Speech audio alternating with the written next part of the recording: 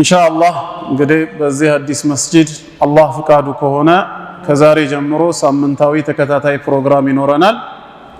ኪታቡን ለእናንተ ስላላስተዋወቅንና እኛም ስላልወሰንን ዛሬ ቦታው ክፍት እንዳይሆን እንዲሁ የተወሰነ ነጥብ ብቻ አንስተን እንተዋወሳለን። ለዛሬ ማንሳት የምፈልገው ርዕስ ፈጣሪ አምላካችንን አላህን የምናመልከው ለምንድነው በሚለው ዙሪያ ይሆናል። لماذا نعبده سبحانه وتعالى ጌታ አላህን የምናመልክበት እሱን ብቻ የምንገዛበት ዋና ምክንያታችን ምንድነው? ይሄ ጥያቄ ሙስሊም ካልሆነ አካል ቢቀርብልን በዚህ ዓለም ላይ የሚመለኩ ብዙ የሐሰት አማልክቶች አሉ። አምላክ ሳይሆኑ አምላክ ተደርገው የተያዙ ማለት ነው። እኛ ሙስሊሞች ግን ጌታ አላህን ብቻ መርጠን እሱን ለማምለክ የፈቀድንበት ዋና ምክንያት ምንድነው ተብለን ብንጠየቅ መልሳችን ምን ይሆናል? በዚህ ጉዳይ ላይስ ቁርአን ምን ያስተምረናል የሚለውን አንዳንድ ነጥቦችን አስታውሳችኋለሁ። ያው ከዛ በፊት ሁላችንም የተፈጠርነው ወደዚህ ምድር ሰው ሆነን የመጣነው አላህን በብቸኝነት ለማምለክ እሱን ለመገዛት። በዚህ ዓለም ላይ እኛ ሰዎች ብቸኛ ፍጥረት አይደለም። ከኛ ውጭ ሌሎች ብዙ ፍጥረታቶች አሉ። በዙሪያችን እኛ የምንተነፍሰውን አየር የሚተነፍሱ፣ እኛ የምንመገበውን ምግብ የሚመገቡ እንስሳቶች አሉ፣ እጽዋቶች አሉ፣ በራሪዎችም አሉ። ሰው ከነዚህ ፍጥረታት በተለየ መልኩ በዚህ ምድር ላይ የተፈጠረበት ዓላማ ምንድነው ከተባለ ከነዚህ ሁሉ የሚለየን አንዱና ዋነኛው ዓላማ ዒባደቱላሂ ዐዘ ወጀል ጌታ አላህን መገዛታችን፣ በሱ ህግና ስርዓት ህይወታችንን መምራት መቻላችን። ቁርአን እንደተናገረው በሱረቱ ዛሪያት 51ኛ ሱራ አንቀጽ 55 እስከ 56 ባለው አዑዙ ቢላሂ ሚነሽ ሸይጣኒ ረጂም ወዘክር ፈኢነ ዚክራ ተንፈዑል ሙእሚኒን አስታውስ ገስጽ ይላል ጌታ አላህ። ያንተ ማስታወስ ወይም መገሰጽ በአላህና በመጨረሻ ቀን ያመኑ ሙእሚኖችን ይጠቅማቸዋልና ይላል። ሰው ረሺ ነውና ሲረሳ፣ ሲሳሳት፣ ሲዘነጋ አማኝ ከሆነ አስታዋሽ ያስፈልገዋልና ሁሌም አስታውስ ነው የሚለው። ከማስታወሻዎቹ ሁሉ በላጩ ትልቁ ቅድሚያ ሊሰጠው የሚገባ የሆነ ሰው መቼም ቢሆን ሊረሳው የማይገባው ለምን እንደተፈጠረ ማወቁ ነውና ወማ ኸለቅቱል ጂነ ወልኢንሰ ኢላ ሊያዕቡዱን ሰውንም ሆነ አጋንንትን እኔን በብቸኝነት ሊገዙ እኔን በብቸኝነት ሊያመልኩ እንጂ ለሌላ ዓላማ አልፈጠርኳቸውም ነው የሚለው። የተፈጠርነው ለዚህ ዓላማ መሆኑን ማወቅ መቻል አለብን። አለበዛ የተፈጠርንበትን ዓላማ የማናውቅ የምንዘነጋ ከሆነ ከእንስሳት በምንድን ነው የምንለየው? እንደምንበላው ይበላሉ፣ ቅድም እንዳልኳችሁ እኛ የምንጠጣውን ይጠጣሉ፣ እኛ የምንተነፍሰውን አየር ይተነፍሳሉ። ማታ ሲደክመን እንደምናርፈው እነሱም ይተኛሉ። ጠዋት ሲነጋ ለተለያየ የሥራ ዘርፍ እንደምንሰማራው እነሱም ስራ ይሰራሉ። ጓሮ ገብቶ የእርሻ አገልግሎት የሚሰጠው ያርሳል። ገበያ ወጥቶ ዕቃ የሚጫነው ዕቃን በመጫን ከቦታ ወደ ቦታ ያንቀሳቅሳል። የትራንስፖርት አገልግሎት የሚሰጠው ሰውና ዕቃን ይዞ ወደ ሩቅ ቦታ ይሄዳል። በጥበቃ ስራ ላይ የሚሰማራው ደግሞ ቤትንና አካባቢን ከሌባ እንደ ውሻ አይነቱ ይጠብቃል። እነሱም ስራ አላቸው። አንድ ቀን አጀላችን ሲደርስ እንደምንሞተው እነሱም ይሞታሉ። ምንድነው ታዲያ ትልቁ ልዩነት ሲባል የምንኖርበት ዓላማ ነው የሚለየን። እኛ የምንኖረው ለዒባዳ ነው። ህይወታችንን የምንመራው በጌታ አላህ ህግና ስርዓት ነው። እሱ አድርጉ ብሎ ያዘዘንን ነገር አቅማችን በቻለ መጠን በመፈጸም አትቅረቡ ብሎ የከለከለንን ሙሉ በሙሉ በመራቅ በመጠንቀቅ መስመር ስተን የወደቅን ጊዜ ደግሞ በተውበት በእስትግፋር ወደ ትክክለኛው ማንነት በመመለስ የተፈጠርንበትን ዓላማ ለማሳካት ኢላ ሊያዕቡዱን የሚለውን ተሕቂቅ ለማድረግ ተፈጥረናል። እንስሶች ለዚህ ዓላማ አልተፈጠሩ። እኛ ለዒባዳ ስንፈጠር እነሱ የተፈጠሩት ለኛ ግልጋሎት። ሁወ ለዚ ኸለቀ ለኩም ማ ፊል አርዲ ጀሚዓ ሱረቱል በቀራ ቁጥር 28 29 አካባቢ ላይ እንደተናገረው እርሱ አላህ ማለት በምድር ላይ ያለውን ሁሉ ለናንተ ግልጋሎት የፈጠረ ነው ያለው። እንስሳዎች በምድር ላይ ካሉ ነገራት ናቸው የተፈጠሩት እነኛው ለዒባዳ ሳይሆን ለኛ ለሰው አገልግሎት እንዲሰጡ ነው። እነሱን በመገልገል ሐላል የሆነልንን የተፈቀደልንን አርደን በመብላት ወተቱን አልበን በመጠጣት ቆዳውን ገፈን ልብስና ሌላ ነገር በመስራት ሐላል ያልተደረገውን ለውበት ለጭነት አገልግሎት ለትራንስፖርት ለሽያጭ ለመሳሰለው በመገልገል አላህን እንድንገዛ ተፈጥረናል ማለት ነው። ዒባዳ የአላህ ግላዊ መብቱ በሰዎች ላይ ያለው ሐቁን ሙዓዝ ብኑ ጀበል ረዲየላሁ ዐንሁ እንደተናገረው ኩንቱ ሪድፈ ረሱሊላሂ ሰለላሁ ዐለይሂ ወአሊሂ ወሰለም ዐላ ሒማሪን በአንድ አህያ ከአላህ መልእክተኛ ጋር አብሬ ሆኜ ከኋላ ተፈናጥጬ ቁጭ ብዬ ሳለ ፈቃለ ሊ ያ ሙዓዝ አንተ ሙዓዝ ሆይ አሉኝ። ቁልቱ ለበይከ ያ ረሱለላህ ዐለይሂ ሰላቱ ወሰላም አቤት አንቱ የአላህ መልእክተኛ ሆይ ሲላቸው ቃለ አተድሪ ማ ሐቁ ላሂ ዐለል ዒባድ ወማ ሐቁ ልዒባድ ዐላ ላህ ዐዘ ወጀል አላህ በባሪያዎቹ ላይ ያለው መብቱ ምን እንደሆነ ባሪያዎች ደግሞ በአላህ ላይ የሚኖራቸው መብት ምን እንደሆነ ታውቃለህን ሲሉኝ ቁልቱ አላሁ ወረሱሉሁ አዕለም አላህና መልእክተኛው የበለጠ ያውቃሉ እኔ አላውቅም ስላቸው ቃለ ፈኢነ ሐቀ ላሂ ዐላ ዒባዲህ አላህ በባሪያዎቹ ላይ ያለው መብቱ አን ያዕቡዱህ እሱን ሊያመልኩት ነው። ዒባዳ አላህ በእኛ ላይ ያለው ምኑ ነው? መብቱ ነው ማለት ነው። እኛ ደግሞ በጫንቃችን ላይ የተጣለ ግዳጅ ነው፣ ዕዳ ነው። ይሄንን ዕዳ ዛሬ አላህን በመገዛት እሱን ብቻ በብቸኝነት በማምለክ ልንከፍል ይገባል ማለት ነው። አለበዛ አላህን በብቸኝነት በማምለክ ይሄንን ዕዳችንን ዱንያ ላይ ካልከፈልን ነገ የውሙል ቂያማ ምን ከፍለው በጀሃነም እሳት ጀሃነም እሳትን የሚቋቋም ሰውነት የለን የምንል ከሆነ ዛሬውኑ አላህን በመገዛት ከዕዳችን መገላገል ይገባናል። ወላ ዩሽሪኩ ቢሂ ሸይአ እሱን ሲያመልኩት ደግሞ በሱ አምልኮ ላይ ማንንም ላያጋሩበት ነው ብለው ነገሩት። ሲፈጥረን ብቻውን እንደፈጠረን የሲሳይን ጉዳይ ሙሉ ኃላፊነት ወስዶ ብቻውን እንደረዘቀን ስናመልከውም ብቻውን እንድናመልከው ይፈልጋል። አጋርን አይሻ። በእኛ መፈጠር በሪዝቅ ጉዳይ ላይ ምንም ድርሻ የሌላቸው አካላት አምልኮ ላይ በፍጹም ድርሻ ሊኖራቸው አይገባም። ይሄ አላህ በእኛ ላይ ያለው መብቱ ነው ያሉት። ፈኢነ ሐቀ ልዒባድ ዐላ ላህ ዐዘ ወጀል መልእክተኛው ቀጠሉና ባሮች ደግሞ በአላህ ላይ የሚኖራቸው መብት አሉ። አላህ ለባሪያዎቹ ከማዘኑ የተነሳ የናንተ መብት ነው ብሎ በራሱ ላይ የደነገገው ማለት ነው። ማንም በአላህ ላይ ህግ ሊያወጣ አይችልም።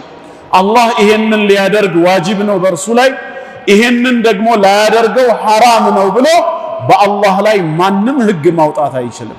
አላህ ግን ለባሮቹ ካለው አዘኔታ ከርህራሄው የተነሳ ለኛ ሊፈጽምልን የፈለገውን ነገር በራሱ ላይ ዋጅብ ያደርጋል፣ የሚፈልገውን በራሱ ላይ ሐራም ያደርጋል።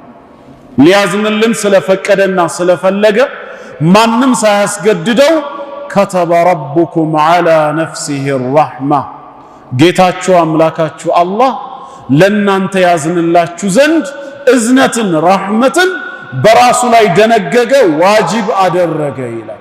ማንም ሳይወጅብበት በሱ ላይ ማለት ነው። በሱ መንገድ ከታገልን ዲኑን የበላይ ለማድረግ ሰበብያውን ካሟላን እኛን ሊረዳን መጀመሪያውኑ ዋጅብ ነው በኔ ላይ ያለው ራሱ ነው። ወካነ ሐቀን ዐለይና ነስሩል ሙእሚኒን በኔ መንገድ የሚታገሉ ሙእሚኖችን መርዳት በኔ ላይ የተገባ ግዳጅ ነው ነው የሚለው። የሚፈልገውን ሐራም ያደርጋል በራሱ ላይ ማድረግ እየቻለ የሰራነውን መልካም ስራ ያለ ምንዳ ላያባክንብን ባልሰራነው ወንጀል እላያችን ላይ ጭኖ ላይጠይቀን ዙልምን አላህ ምን አለ? ኢኒ ሐረምቱ ዙልመ ዐላ ነፍሲ አለ። በራሴ ላይ እርም አድርጌዋለሁ ነው ያለው፣ ማንም ሳያደርግበት ማለት ነው። ስለዚህ የባሮች መብት በአላህ ላይ ሲባል አላህ ለኛ ከማዘኑ የተነሳ የደነገገው ማለት ነው። ምንድነው አሉ መልእክተኛው? አላ يعذب من لا يشرك به شيئا በሱ አምልኮ ላይ ማንንም ሳያጋራ በላ ኢላሃ ኢላላህ እምነቱ በተውሂዱ ላይ እንደጸና የሞተ ባሪያውን በእሳት ላይ ቀጣው ነው፣ ጀነት ሊሰጠው ነው። ይሄ የባሮች መብት በአላህ ላይ ነው ብለው ነገሩት ማለት ነው። ስለዚህ ዒባዳ አላህ በእኛ ላይ ያለው መብቱ መሆኑን ከዚህ ሐዲስ በግልጽ እንረዳለን ማለት ነው። በዒባዳ ደስተኛ ህይወት መኖር ይቻላል። የተፈጠርንበትንም አምላካዊ ግዳጅ በአግባቡ መወጣት ይቻላል። ያለ ዒባዳ የሚኖር ሰው እንደ እንስሳ ነው የሚኖረው። አላህ በሱረቱ ሙሐመድ 47ኛው ሱራ አንቀጽ 12 ላይ ኢነላሃ ዩድኺሉ አለዚነ አመኑ ወዐሚሉ ሷሊሓት ጀናትን ተጅሪ ሚን ተሕቲሃ አልአንሃር ይላል። አላህ እነዚያ ያመኑትንና መልካም ሥራ የሰሩ ሰዎችን ከስሮቿ የተለያዩ አይነት ጅረቶች የምትፈስባት የሆነችን የጸጋ ገነት ያስገባቸዋል። ወለዚነ ከፈሩ እነዚያ የካዱት ግን የተመተዑን በምድር ላይ ብቻ ይጠቀማሉ። ወያእኩሉነ ከማ ተእኩሉል አንዓም እንስሳዎች እንደሚበሉት እንደሚመገቡት እነሱም ይበላሉ። ዱንያ ብቻ ነው፣ ሌላ ለውጥ የለም። ነገ የውሙል ቂያማ ግን ወናሩ መኽወን ለሁም ለነሱ ማረፊያቸው መመለሻ ሀገራቸው እሳት ነች ይላል። የተፈጠረበትን ዓላማ ያላወቀ አላህን ያልተገዛ ሰው በአኺራ ዕጣ ፈንታው ይሄው ነው ማለት ነው። በዱንያ ህይወት ጣፋጭና የተረጋጋ ደስታ የተሞላበት ህይወት መኖር የፈለገ ሰው ዒባዳን በአግባቡ መፈጸም አለበት። አላህ በሱረቱ ነህል 16ኛ ሱራ አንቀጽ 97 ላይ በግልጽ እንደተናገረው መን ዓሚለ ሷሊሐን ሚን ዘከሪን አው ኡንሳ ከወንድም ይሁን ከሴት መልካም ስራን የሰራ ሰው ወሁወ ሙእሚን እርሱ አማኝ ሆኖ ማለት ነው። መልካም ስራን የሚሰራ ሰው ፈለኑሕየነሁ ሐያተን ጠይባ ጥሩ የሆነ መልካም ህይወትን እናኖረዋለን ያለው። የዱንያ ህይወታችን ደስታ መረጋጋት የተሞላበት እንዲሆን በጌታ አላህ ህግ ስር የምንመላለስ መሆናችን ሸርጥ ነው። አማኞች ሆነን መልካም ስራ መስራት አለብን። ነገ ደግሞ የውሙል ቂያማ ወለነጅዚየነሁም አጅረሁም ቢአሕሰኒ ማ ካኑ ያዕመሉን ይሰሩት ከነበረው በእጥፍ ድርብ በተሻለ መልኩ እመነዳቸዋለሁ ብለዋል። ከዒባዳ ዘንግተን አላህን ከማምለክ ቦዝነን የዱንያ ህይወታችን እንዲያምር የምንፈልግ ከሆነ ግን አላህ የተናገረውን ማስታወስ አለብን። ሱረቱ ጣሃ 20ኛው ሱራ አንቀጽ 124 ላይ ወመን አዕረደ ዐን ዚክሪ እኔን ከማስታወስ ሶላት ከመስገድ ቃሌን ቁርአንን ከማንበብ ችላ ብሎ የተወሰው የዞረ ሰው ፈኢነ ለሁ መዒሸተን ضንካ በዱንያ ህይወቱም ሆነ በቀብር ዓለም ጠባብ የሆነ ህይወትን እናኖረዋለን ያለው። ጠባብ ህይወት ነው የሚኖረው ለሱ። መሬት ከመስፋቷ ጋር ትጠባዋለች። በዱንያ ያግበሰበሰው በአካውንቱ የተቀመጠው ሁሉ ለሱ ቀናዓ አይሆነውም፣ አይረካበትም፣ አይደሰትበትም። ህይወቱን አላህ ጠባብ ያረገዋል። ነገ ደግሞ ወነሕሹሩሁ የውመል ቂያመቲ አዕማ እውር አድርጌ ነው መቀሰቅሰው ይላል። ስለዚህ የዒባዳ ጥቅሙ በዱንያም በቀብርም በአኺራም ነው። ለዚህ ዓላማ ነው የተፈጠርነው። በዒባዳ የዘላለምን ህይወት ጀነትን ማግኘት ይቻላል። ጀነት ከዒባዳ ውጭ አትገኝም። አላህ ሱረቱ መርየም ቁጥር 63 ላይ ትልከል ጀነቱ ለቲ ኑሪቱ ሚን ዒባዲና መን ካነ ተቂያ ከባሮቼ መካከል ይህችን ጀነት የማወርሳት እኔን በምድር ዓለም ሳለ የሚፈራኝ የሚጠነቀቅ ተቂይ የሆነውን ብቻ ነው ያለው።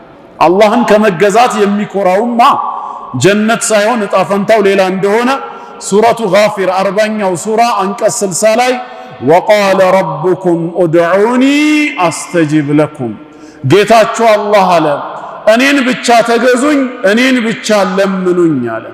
ዱዓኡል መስአላም ዱዓኡል ዒባዳም ሁለቱም ይካተታሉ። ስትማጸኑ እኔን ብቻ ተማጸኑ፣ ስታመልኩም እኔን ብቻ አምልኩ። አስተጂብ ለኩም ለጥሪያችሁ ምላሽ እሰጣለሁ፣ እሺ እላለሁ፣ ዒባዳችሁንም እቀበላለሁ። ኢነ ለዚነ የስተክቢሩነ ዐን ዒባደቲ እነዚያ እኔን ከመማጸን እኔን ከመገዛት የሚኩራሩ ሰዎች ሰየድኹሉነ ጀሃነመ ዳኺሪን ጀሃነም እሳትን በአፍጢማቸው የተደፉ ሆነው ተዋራጆች ሆነው ይገቧታል ነው ያለው። ጀነት ያለ ዒባዳ አይገኝም። እንደ መግቢያ ይሄንን የዒባዳን ጉዳይ ካየን ወደ ርዕሳችን እንመለስና ታዲያ ጌታ አላህን የምናመልከው ለምንድን ነው? ሌሎች የሚያመልኳቸውን ከአላህ ውጪ የሚመለኩ አካላትን እማንገዛበት አላህን ብቻ የምናመልክበት ምን አሳማኝ ምክንያት አለን? ቁርአንስ አላህን ብቻ ተገዙ ሲል ለምንድን ነው የምናመልከው እሱን ብቻ ብለን ጥያቄ ብናነሳ የሚሰጠን አመክንዮ ምንድነው? ሰዓቱ እንደፈቀደልን ኢንሻአላህ 5 ወይም 9 የሚደርሱ ምክንያቶችን እንመለከታለን። አንደኛው ምክንያት እኛ ጌታ አላህን የምናመልከው እሱ የሁላችንም ጌታ እኛ ደግሞ የእርሱ ባሮች በመሆናችን ነው። ባሪያ ሊያመልክና ሊገዛ የሚገባው ጌታውን ብቻ ስለሆነ የዓለም ጌታ አላህ እንጂ ሌላ ማንም ስላልሆነ አላህን የምንገዛው እርሱ የሁላችንም ጌታ ስለሆነ ነው። እኛ ደግሞ ባሮቹ ነን። ይህንን በተመለከተ ቁርአን ምን ይላል? ሱረቱ መርየም 19ኛ ሱራ አንቀጽ 88 እስከ 93 ባለው ላይ ወቃሉ እተኸዘ አርረሕማኑ ወለዳ አርረሕማን ልጅን ያዘ ወለደ አሉ። ለቀድ ጂእቱም ሸይአን ኢዳ እጅግም በጣም ከባድ መጥፎ የሆነ ንግግር ይዛችሁ መጣችኋል። ከዚህ ከንግግራችሁ ክፋት የተነሳ አርረሕማን ወለደ ተወለደ ከማለታችሁ የተነሳ ተካዱ ሰማዋቱ የተፈጠርነ ሚንሁ ከንግግራችሁ ክፋት ሰማያት ሊቀደዱ ተቃርበዋል። ወተንሸቁል አርድ ምድር ልትሰነጣጠቅ፣ ወተኽሩል ጂባሉ ሀዳ ጋራዎች ተራራዎችም ተንደው ሊወድቁ ይቃረባሉ። ይሄ ሁሉ ለምን? አንደዐው ሊረሕማን ወለዳ አርረሕማን ልጅን ያዘ ወለደ ብለው ስለሞገቱ ብቻ። ወማ የንበጊ ሊረሕማን አን የተኺዘ ወለዳ አርረሕማን በባህሪው ልጅን ሊይዝ ለሱ ፈጽሞ አይገባውም፣ ከባህሪው ጋራም አይሄድም ማለት። ታዲያ ልጆቹ ካልሆንን ምንድነን ስንል ኢን ኩሉ መን ፊ ሰማዋት ወልአርድ ኢላ አቲ አርረሕማን ዐብዳ በሰማያትና በምድር ያለው በጠቅላላ ነገ የውሙል ቂያማ አርረሕማን ዘንድ ባሪያ ሆኖ የሚመጣ እንጂ ሌላ የለም ነው ያለው። በሰማይ እነማን አሉ? መላእክት አሉ። በምድር ማን አለ? ሰዎችም ጅኖችም አሉ። እነዚህ ሁሉ ፍጥረታት አርረሕማን ዘንድ ባሪያ ሆነው የሚመጡ እንጂ ሌላ አይደሉም ነው ያለው። ሁላችንም የእርሱ ምንድነን? ባሮቹ ነን።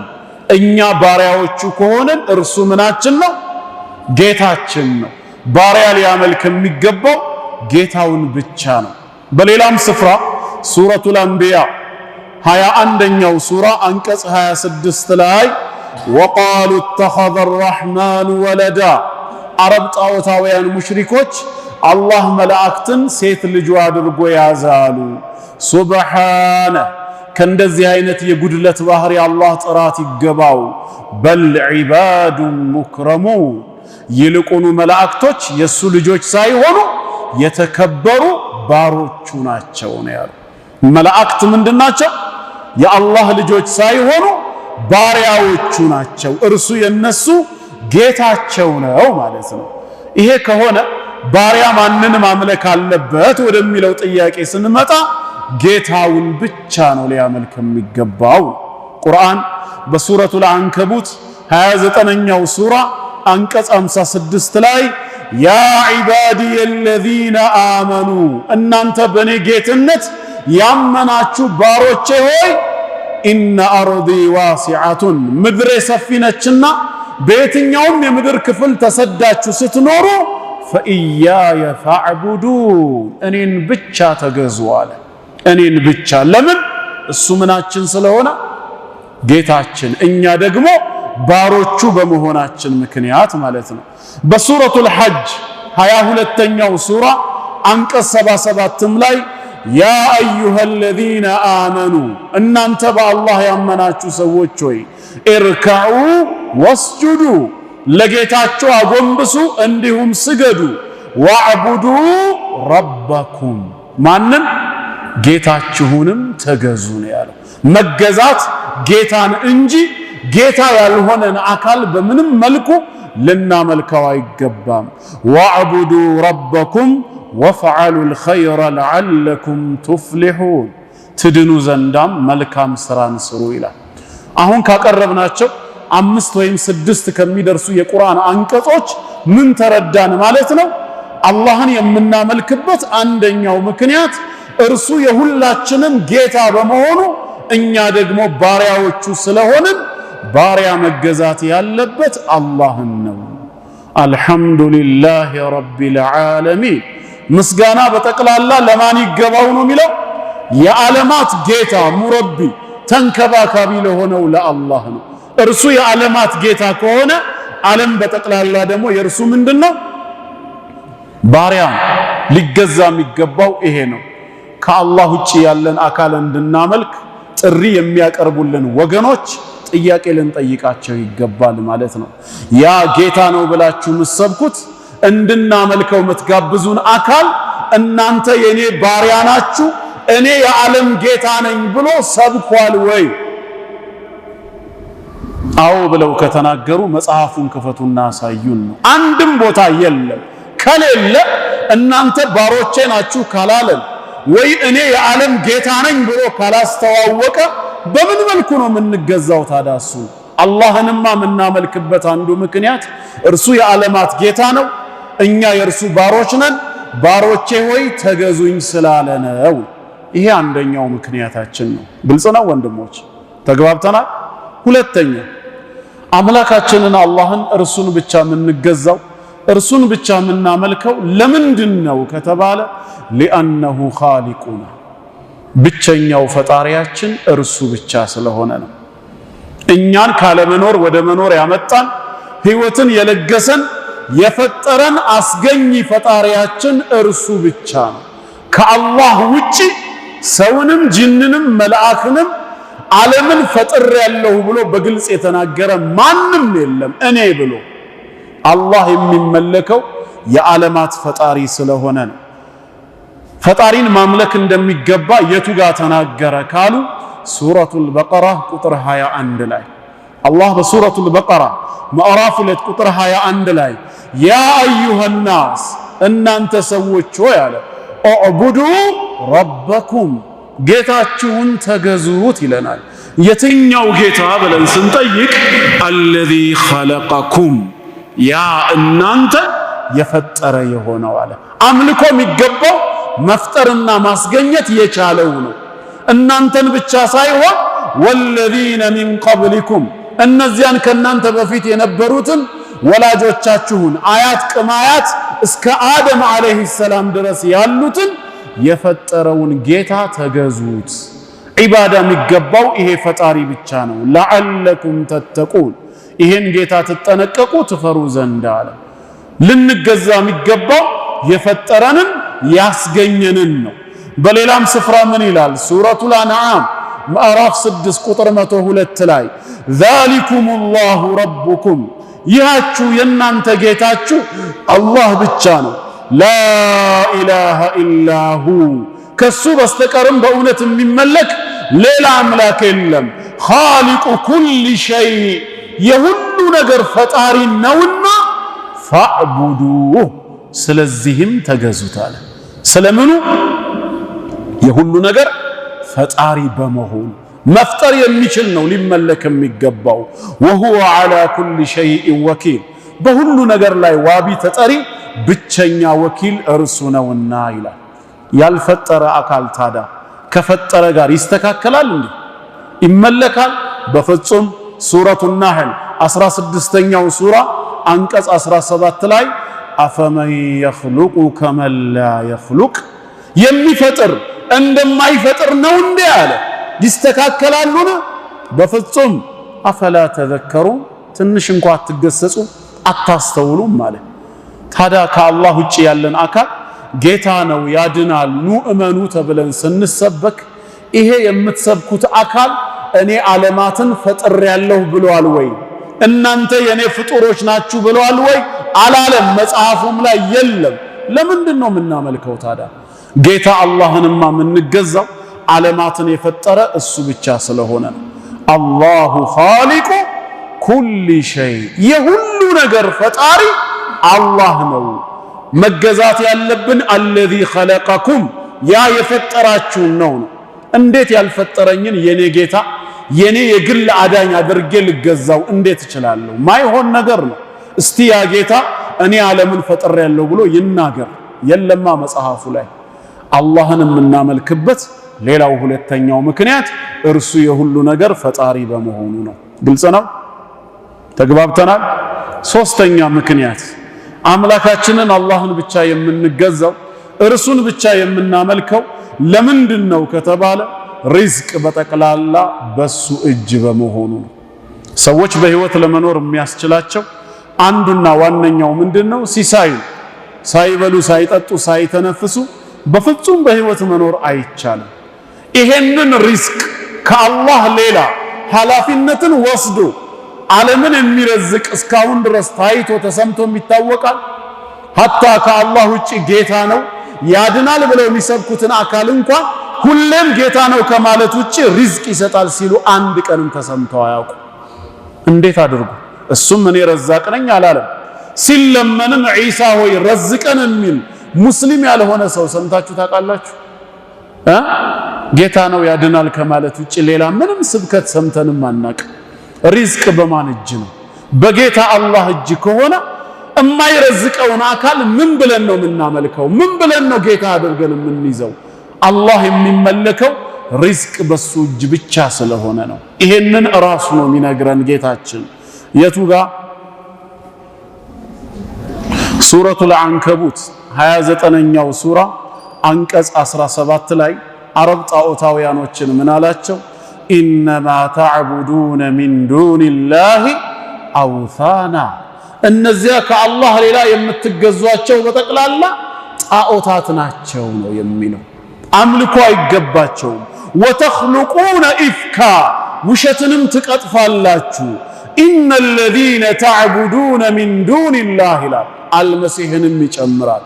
እነዚያ ከአላህ ሌላ የምትገዟቸው የምታመልኳቸው አካላት ላ የምሊኩነ ለኩም ሪዝቃ፣ ሲሳይን ለእናንተ በፍጹም አይችሉም ነው ያለው። አዎ አይችሉም። እናንተም ለምናችሁ አታውቁም፣ እሱም እኔ ነኝ ረዛቅ ብሎ ተናግሮ አያውቅም።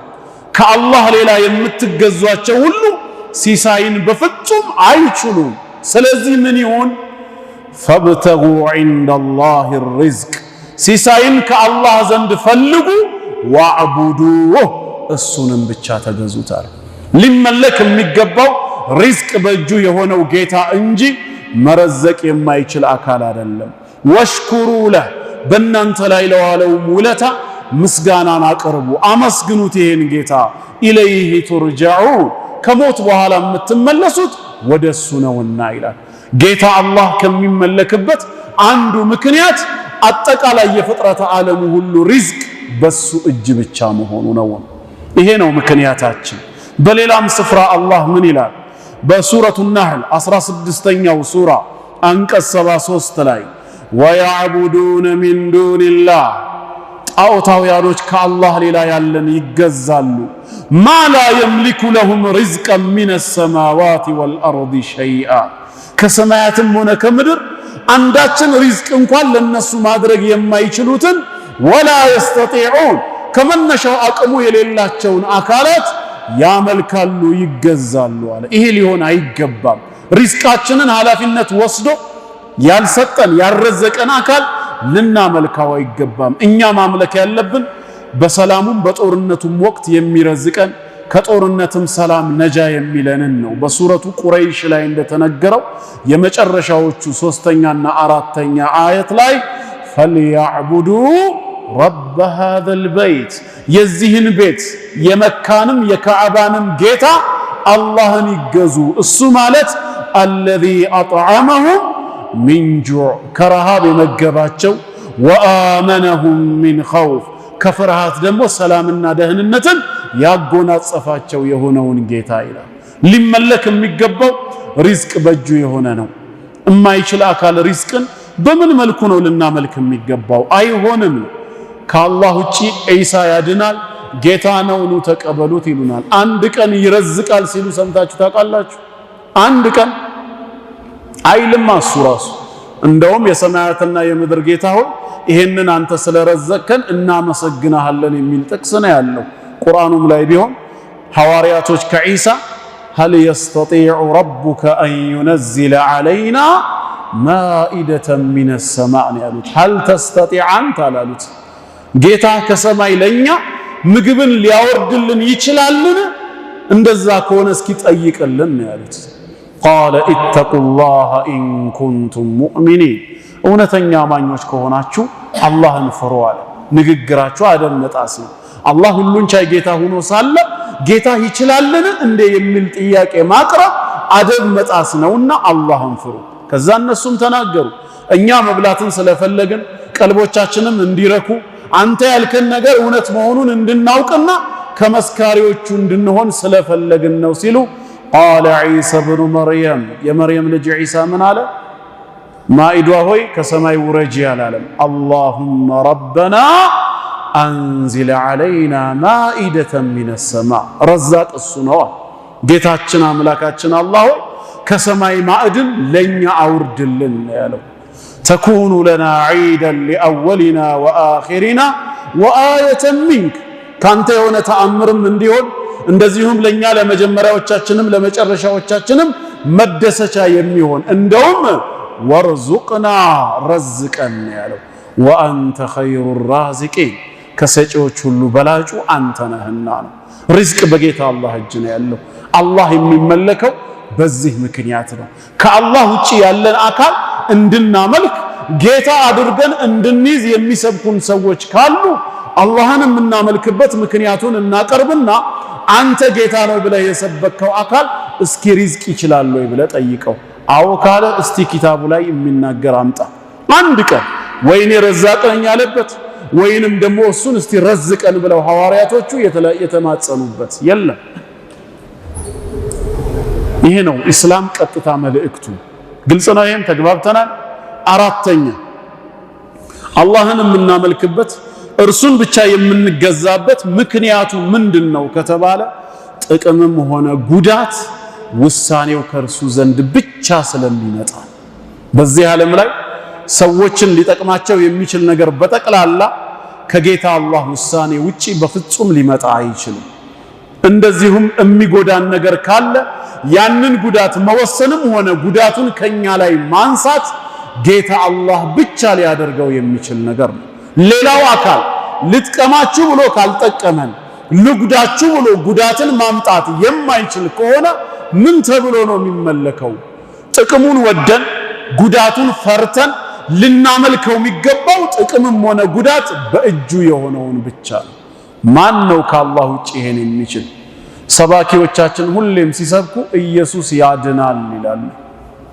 ይገድላል ሲሉ ሰምተን አናቅም አንድም ቀን። ኧረ አላህ ይገድላል ነው እኛ ደግሞ የምንለው። ያልገባቸው ሰዎች እንዴት ይላሉ? ጌታ ያድናል እንጂ እንዴት ይገድላል? እና ማን ነው የሚገድለው? ሰይጣን ነው ይላሉ። እርግጠኛ ናችሁ? አዎ ጥሩ። ሰይጣን የገደለው መዳኑንና መኖሩን አምላክ የፈለገለትን ሰው ነው ወይስ አይደለም ነው ጥያቄው። የሰውየውን መኖር አምላክ ፈልጎለት ከነበር ሰይጣን መጥቶ ከገደለው በሰውየው ላይ ኃይል ያለው አምላክ ሳይሆን ማን ሆነ? ሰይጣን ሆነ ማለት ነው። ስለዚህ ሊመለክ የሚገባው ሰይጣን ነው። አይ መጀመሪያውኑ አምላክ እንዲጎዳ እንዲገደል ፈቅዶ ነበር ከተባለስ ሰይጣን ሰበብ ሆነ እንጂ ጉዳት ከሱ ዘንድ ሊመጣ አይችልም። ስለዚህ እንደኛ ሙስሊሞች እምነት ሰዎችን የሚያድን ብቻ ሳይሆን ጌታ አላህ የሚገድልም እርሱ ብቻ። ወደዚህ ዓለም ስንመጣ ያለሱ ውሳኔ ያለሱ ፍቃድ እንዳልተወለድን እንዳልመጣን ሁላ ይሄንን ዓለም ስንሰናበትም ያለሱ ውሳኔ አንሞት።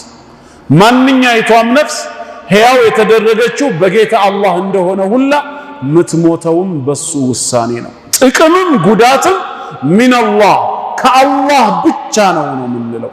እስቲ ኢየሱስ ይገድላል ይበሉ፣ አይችሉም። ቃሉም ላይ የለም እነሱም አላሉም። ያው ያንተን ቀልብ የሚስበው ሁሌ የሚማርከው ያድናል ስለሆነ ብቻ ነው። መግደል ካልቻለ ማዳኑን እንዴት ቻለ ታዲያ? ይገድላል። የኛ ጌታ ግን ራሱ እንደነገረ هو الذي يحيي ويميت ሕያው ያደርጋልም ይገድላልም ነው። ማዳን ሕያው ማድረግ ብቻ ሳይሆን መግደልም የሱ ስልጣን ነው። ጥቅምም ጉዳትም ከሱ ዘንድ ብቻ ነው። ምን ይላል ይሄ ጌታ ስለዚህ ጉዳይ ሲነግረን? በሱረቱል ማኢዳ ቁጥር 76 ላይ አምስተኛው ሱራ ቁጥር 76 ቁል ካዲያኖችን በሏቸው ይላል። አተዕቡዱነ ሚን ዱኒላህ ከአላህ ሌላ ያሉትን ትገዛላችሁ እንዴ? ማ ላ የምሊኩ ለኩም በረን ወላ ነፍዓ ለናንተ ጉዳትንም ጥቅምንም የማይችሉ አለ።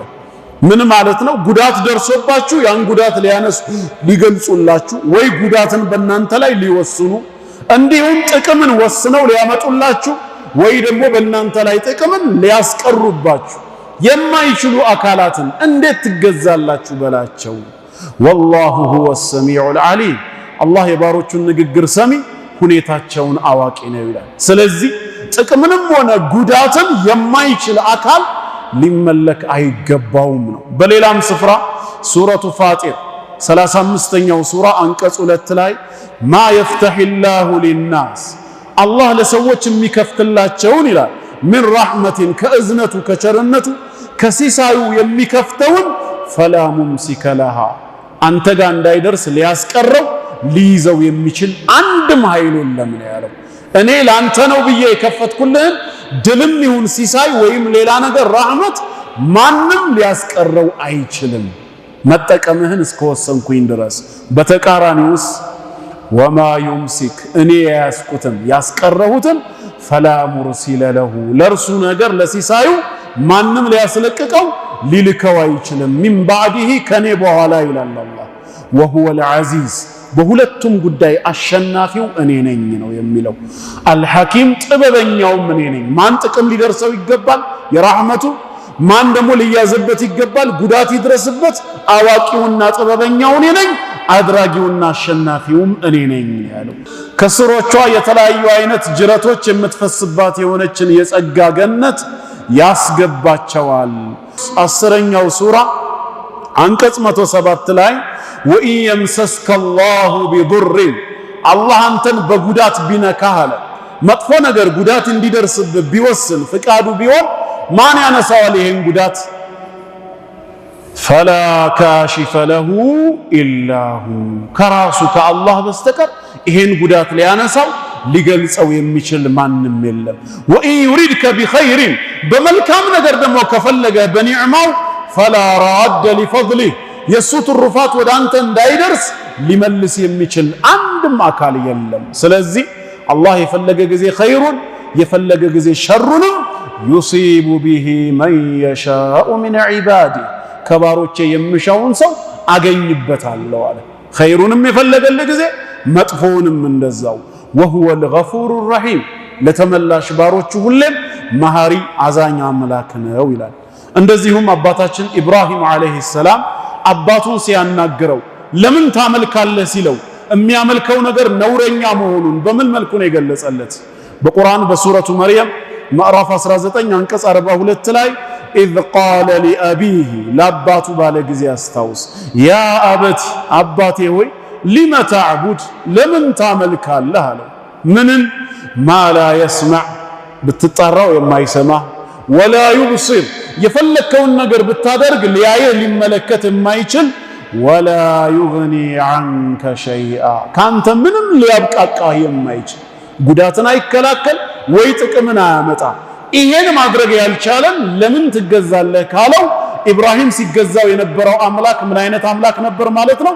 የሚሰማ የሚያይ ከፈለገው ነገር ሊያብቃቃ የሚችል ነበር። የኢብራሂም አምላክም እንደዛውማ ቢሆን ኖሮ አባቱ መልሱን ይሰጠው ነበር። አንተስ የምትገዛው መቼ ይሰማል መቼ ያያል ይለው ነበራ። እኛ ዛሬ የምንገዛው የማንን አምላክ ነው? ኢብራሂም አለይሂ ሰላም ሲያመልከው የነበረውን አምላክ ነው። ይሄ ነው መልእክቱ ማለት ነው። እንደዚሁም አብዱላህ ኢብኑ አባስም ነቢያችን አለይሂ ሰላቱ ወሰላም ሲያስተምሩት ምንድነው ያሉት? አንተ ልጅ ሆይ የአላህን ህግ ጠብቅ፣ አላህ ይጠብቅሃል። ሁሌም ህጉን ጠብቅ፣ ከፊት ለፊቱ ታገኘዋለህ። በጠየቅ ጊዜ አላህን ብቻ ጠይቅ። እንደዚሁም ደግሞ በምትማጸን ሰዓት አላህን ብቻ ተማጸን፣ እገዛን ስትጠይቅ በአላህ ብቻ ተገዛ አሉትና አንድ ነገር ምን አሉት? ወዕለም እወቅ አሉት። አነል ኡመተ ለው እጅተመዐት ዐላ አን የንፈዑከ ቢሸይእ ህዝቦች ሁሉ ተሰባስበው አንተን በአንዳች ነገር እንጥቀምህ ቢሉ ለም የንፈዑከ ኢላ ቢሸይእን ቀድ ከተበሁ ላሁ ለክ አላህ ላንተ ይሁን በነሱ ሰበብ ተጠቀም ብሎ የጻፈልህን ካልሆነ በቀር ህዝቦች ስለተሰባሰቡ ብቻ ምን ሊያረጉ አይችሉም? ሊጠቅሙ አይችሉም። ውሳኔ ከላይ መምጣት አለበት። ጥቅም የሱ ነዋ። የታችኛው ምንድነው? ሰበብ ነው። በዛው ተቃራኒ ለው እጅተመዐት ዐላ አን የዱሩከ ቢሸይእ በአንዳች ነገር ሊጎዱ ቢሰባሰቡስ ተንኮላቸው፣ ሴራቸው፣ ፓርላማቸው ለን የዱሩከ ኢላ ቢሸይእን ቀድ ከተበሁ ላሁ ዐለይክ አላህ በአንተ ላይ በእነሱ ሰበብ ጉዳቱ ይድረስብህ ብሎ የጻፈብህ ካልሆነ በቀር የነሱ ተንኮል የነሱ ሴራ በፍጹም ሊጎዳህ አይችልም። ጉዳትም ጥቅምም ባዕደ ኢዝኒሂ ዐዘ ወጀል ከሱ ፍቃድ በኋላ ነው የሚመጣው። ተግባባ? ለዚህ ነው ቁል ለን ዩሲበና ኢላ ማ ዱቢረ ለና ነው አይደለም፣ ኢላ ጨርሱት እንጂ ማ ከተበ ላሁ ለና አላህ ለኛ የጻፈው ድል ወይ በእኛ ላይ የጻፈው ውርደት ካልሆነ በቀር ለን ዩሲበና አያገኘንም ነው። ከላይ ማ አሳበ ሚን ሙሲበትን ፊል አርድ ወላ ፊ አንፉሲኩም ምድር ላይ በነፍሶቻችሁም ይሁን በመከራ ምንም ያገኛችሁ ነገር የለም ኢላ ፊ ኪታቢን ያ ያገኛችሁ ነገር እናንተን ያገኛችሁ ዘንድ ቀድሜ መጽሐፍ ላይ ያሰፈርኩት ቢሆን እንጂ ነው ያለው። ይሄ ነው የምናመልከው ጌታ። ጥቅምም ጉዳትም ከሱ ዘንድ ነው የሚመጣው። እናንተ ጌታ ነው ያድናችኋል ብላችሁ የምትሰብኩን አካል ጥቅምም ጉዳትም ከኔ ነው ብሎ አልተናገረ በመጽሐፉ ላይ። ምን ሊያረግልን ነው የምናመልከው ታዲያ? ጌታችን ግን ሊጠቅመንም ጥቅሙንም ሊያስቀርብን ሊጎዳንም ጉዳትንም ሊያነሳልን የሚችል አምላክ በመሆኑ ይመለካል። ይሄ ነው ቁም ነገሩ። ግልጽ ነው ወንድሞች። አምስተኛ አላህን የምናመልክበት ሌላው ምክንያቱ ምንድነው? ነገ በዕለተ ትንሣኤ ያመኑ ባሮቹን በጀነት የካዱትን ደግሞ በክህደታቸው ሰበብ በጀሃነም የሚመነዳው ብቸኛው ፈራጅ እሱ ስለሆነ ነው። ከጌታ አላህ ውጪ በባሮቹ ላይ የሚፈርድ የለም። እናንተ ሙስሊሞች ክርስቶስ ኢየሱስ በመጨረሻው ዘመን ሊፈርድ እንደሚመጣ ታምናላችሁ ይሉናል። ታምናላችሁ እንደ እናንተ ሙስሊሞች ንገሩኝ። ዝም ያላችሁ ታምናላችሁ ማለት ነው። እኛ ከጌታ አላህ ውጪ የሚፈርድ ያለ ብለን አናምን። ሊኖርም አይችልም፣ ሎጂክም አይደለም። እንዴት ነው ዒሳ አለይሂ ሰላም በእኛ ላይ የሚፈርደው? ለምን አይፈርድም ካሏችሁስ? የማይፈርድበት አንዱና ዋነኛው ምክንያት ህግን አልደነገገማ። ባልደነገገው ህግ ባላወጣው ሸሪዓ ይሄን አድርጉ ብሎ ሳያዘን ይሄን አትቅረቡ ብሎ ሳይከለክለን ነገ የውሙል ቂያማ ምን ብሎ ነው የሚፈርደው? ዋጂብ ያደረገብን ነገር አለ? ሐራም ያደረገብን ነገር አለ? የለም። ህጌን የታረጋችሁ ብሎ ነገ ሊጠይቀን አይችልም። በእኛ ላይ የመፍረድ ስልጣን ያለው ሸርዓን ወዐቅለን ህግን ማውጣት የሚችለው ብቻ እሱ ደግሞ ጌታ አላህ ነው። በቀን 5 ስገዱ ብሎ አዞናል። ረመዳንን ጾሙ ብሎናል። ሐጅና ዘካን ፈጽሙ ብሎናል። ኸምር፣ ዚና፣ ውሸት፣ ስርቆት የመሳሰሉት ሐራም ናቸው ራቁ ብሎ ደንግጎልናል። ነቢያትን ልኮልናል። ነገ የውሙል ቂያማ ማዛ አጀብቱሙል ሙርሰሊን የላኩላችሁን መልእክተኞች ምን ምላሽ ሰጣችሁ ሊጠይቀን ይገባል። ስገዱ ካልኳችሁ ምን ያህሉን ፈጸማችሁ? ምን ያህሉን አጎደላችሁ? ለምን አትቅረቡ ካልኳችሁ ነገር ምን ያህሉን ተጠነቀቃችሁ? ምን ያህሉን ተዳፈራችሁ? እንዴት ብሎ ቢጠይቀን ይሄ ነው ትክክለኛው ሎጂክ። የፈጠረንም የረዘቀንም ህግ ያወጣልንም እሱ ነው። ዒሳ አለይሂ ሰላም በመጨረሻው ዘመን ወደዚህ ምድር መጥቶ እኛ ላይ የሚፈርደው ምን አዘዘን? ምን ከለከለን? መሰለን ምን ብሎ ነው የሚፈርድብኝ? እኔ አልሰገድክም ብሎ ባልሰግድ እንኳን ራሱ እሱ ነው እንዲያዘዘኝ እንድሰግድ ከፈለገ ሊምረኝ ከፈለገ ሊቀጣኝ የሚችለው የሶላቱ ባለቤት ነው። ስገድ ብሎ ያዘዘኝ አካል ነው። የታረከው ሰላቴን ብሎ የሚጠይቀኝ እሱ ነው። ተግባባ። ወለቱስአሉነ የውመኢዝን አኒ ነዒም ያለው የጸጋው ባለቤት ራሱ ነው የሚጠይቀው። ጸጋውን ያልሰጠኝ አካል የጸጋ ኒዕማዎችን ዘርዝሮ ምን አረክበት ብሎ ሊጠይቀኝ አይችልም። ፍርድም የጌታ አላህ ነው። ባሮቹ እኛ ነን። ነቢያትን የላከው እሱ ነው። ህግን ያወጣው የደነገገው እሱ ነው። የሚፈርደው ግን ዒሳ ነው። ምንኛ ነው ሎጂኩ? እንዴት ሆኖ ነው ዒሳ የሚፈርደው? ማን ሰላት ይስገድ አይስገድ፣ ማን ዑዝር ይኑረው አይኑረው፣ ማን በወንጀል ይዘፈቅ አይዘፈቅ፣ ከወንጀል በኋላ ማን ተውበት ያደርግ አያደርግ የታውቆ እንዴትስ ሊፈርድ ይችላል? ሎጂካሊ አያስኬድም። ተግባባ። ስለዚህ ፍርድ በጀነት ወይ በጀሃነም መፍረድ የጌታ አላህ ስልጣን ብቻ። ለዚህ ነው አላህ ምን ይላል በሱረቱ መርየም ቁጥር 63 በሱረቱ ጋፊር ቁጥር 60 ቅድም ያየናቸው አንቀጾች ላይ ትልከል ጀነቱ ለቲ ኑሪቱ ሚን ዒባዲና ከባሮችን የምናወርሳት ብሎ አውራሹ ራሱ ጌታ አላህ መሆኑን ነግሮናል። ጀሃነምንም ሰየድኹሉነ ጀሃነመ ዳኺሪን ብሎ የወሰነው እሱ ነው። احشሩ الذين ظلموا وازواجهم وما كانوا يعبدون እነዛን የበደሉ ከሃዲያንን መሰሎቻቸውንም ከአላህ ሌላ ሲገዟቸው የነበሩትንም ሰብስቧቸው ወደ ጀሃነም እሳት ሚን ዱኒላህ ፈህዱሁም ኢላ ሲራጢል ጀሒም ወደ ጀሃነም መንገድ ውሰዷቸው ነው የሚለው። ስለዚህ ወንድሞች ያው ሰዓት ስለሌለን ነው በጥቅሉ እነዚህ 5 ምክንያቶች ጌታ አላህን በዚህ ምድር ላይ የምናመልክበት ዋና ምክንያቶች ናቸው። ከአላህ ውጭ እንድናመልክ ከአላህ ውጭ ሌላ አካል ጌታና አዳኝ አድርገን እንድንይዝ ስብከት የሚቀርብልን ከሆነ ሌላ ክርክር ውስጥ ሳንገባ በነፃነት ይሄንኑ መጠየቅ ይቻላል። እኛ አላህን የምናመልከው ሁሉንም ዓለማት የፈጠረ እርሱ በመሆኑ ነው። እናንተ ጌታ ነው የምትሉት አካል ዓለምን ፈጥሬያለሁ ብለዋል ወይ? እስቲ ካለ አሳዩን።